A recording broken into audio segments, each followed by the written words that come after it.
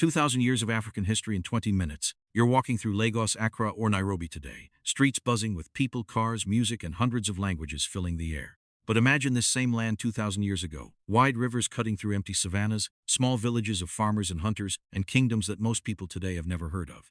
What happened in between?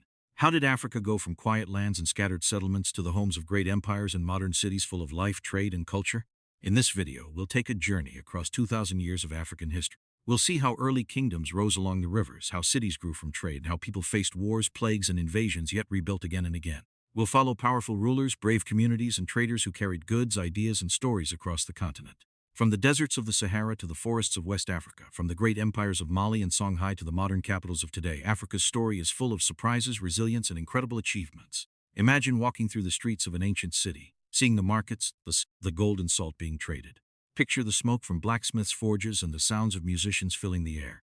This is not just history in a book, it's life as it once was. Over the next 20 minutes, you'll see Africa grow, change, and thrive, and you'll understand why its past still shapes the continent today. Long before the busy cities we know today, Africa was a land of rivers, deserts, and vast savannas. The Niger, Nile, Congo, and Zambezi rivers shaped where people could live and grow food. These rivers were like lifelines, bringing water to crops, fish to catch, and paths for trade and travel. In the north, the Sahara stretched endlessly, but hidden oases gave life to small communities. In the west, forests and savannas were full of game and fertile soil. Geography decided where kingdoms could rise and where trade routes would run. Some of the earliest known settlements appeared along these rivers. Around 2500 BCE, people in the Nile Valley built villages that would later grow into the mighty kingdoms of Egypt. In West Africa, communities like those at Geno began as small farming villages around 250 BCE. These places were not just homes, they became centers of culture and trade. People learned to farm yams, millet and rice, raise cattle, and work metals like iron and gold. Farming brought more food, and more food brought more people. Soon these settlements were bustling with traders, artisans, and leaders who kept the communities organized.